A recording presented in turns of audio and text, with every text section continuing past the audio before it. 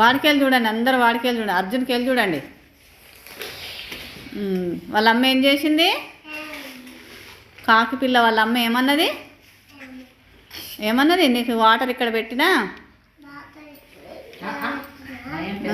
నేను బయటికి పోయి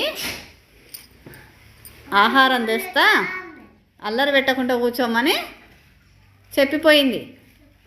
పోయిందా? పోయిన తర్వాత అది అక్కడ పెట్టి ఇంకొకటి తీసుకోగా, అక్కడ ఉంది చూడు, అక్కడక్కడ.